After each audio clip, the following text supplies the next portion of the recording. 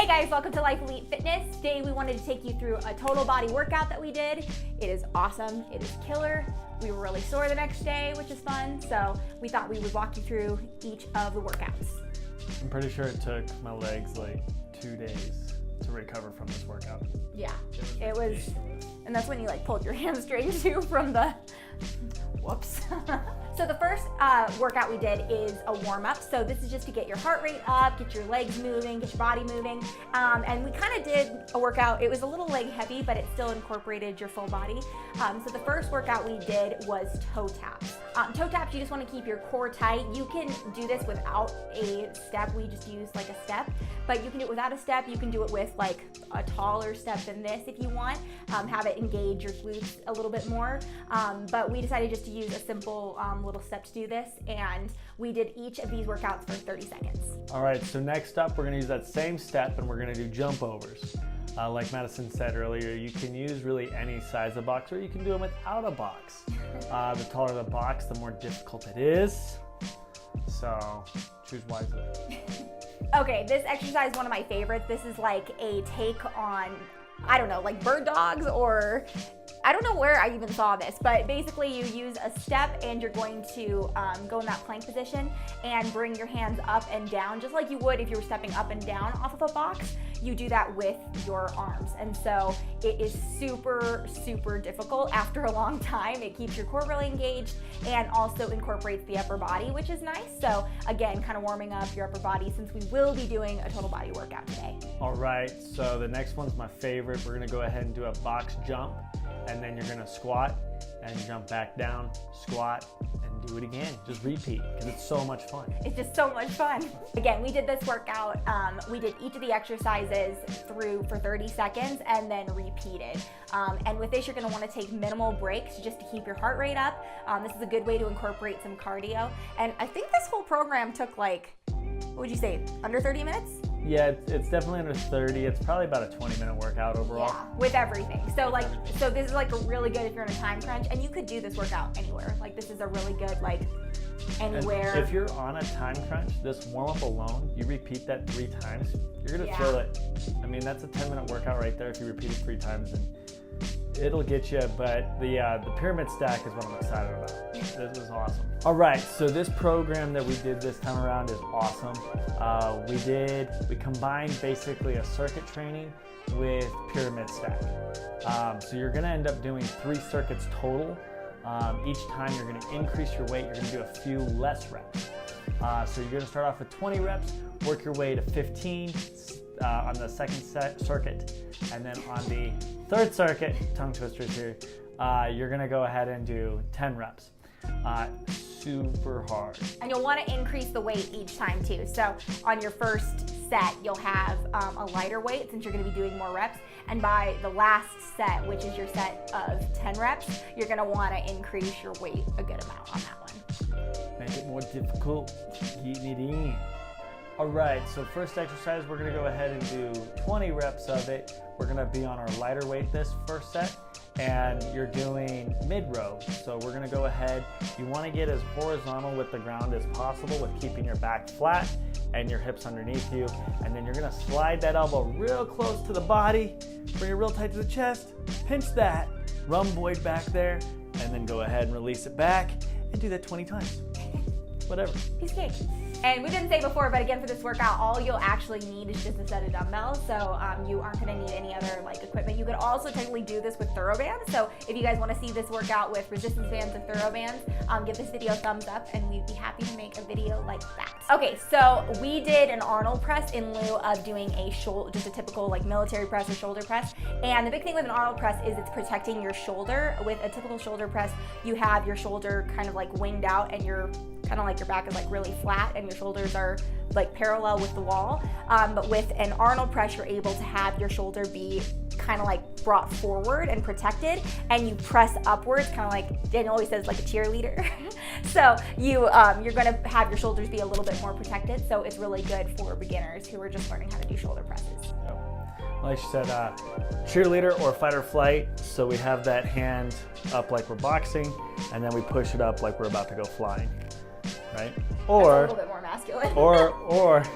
or we can say Go team. Yeah. Go team. All right, so this next one is my favorite. This takes me back to my gymnastics days.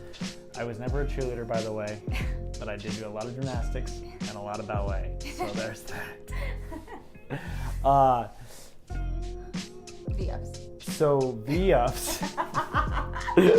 We're working abs, one of my favorite, because we're working lower and upper abs at the same time, and they're pulling together. Ugh, it burns, but it's awesome.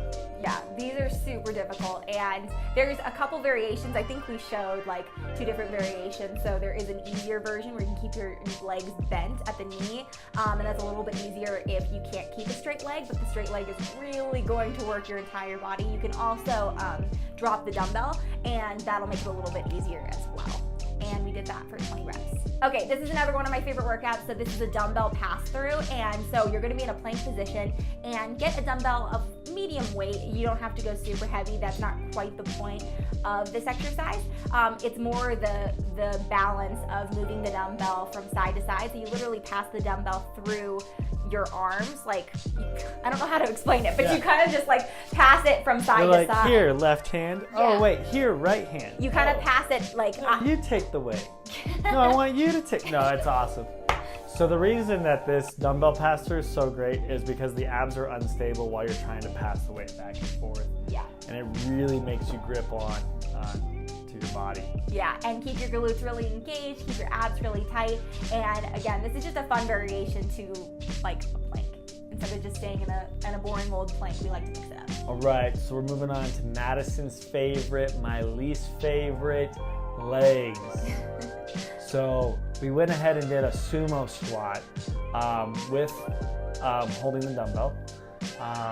These are awesome. So sumo squats are great because you're gonna definitely feel more of the inner thigh and hamstring as you're going through that squat posture. Of course, with adding the dumbbell, you're gonna feel a lot more, maybe a little bit that lower back. And the reason because of that dumbbell being closer to your chest, slightly trying to pull you forward. So you gotta keep those abs tight, sinking right down to the floor, getting as deep as you can. Yeah, and I love sumo squats because it really works your glute, it works your hamstring, it works your core. It's just an overall, and obviously your quads, it's just an overall great workout. You will want to be careful. We mentioned before that Daniel pulled a hamstring doing it. So just definitely like start with a weight that feels comfortable.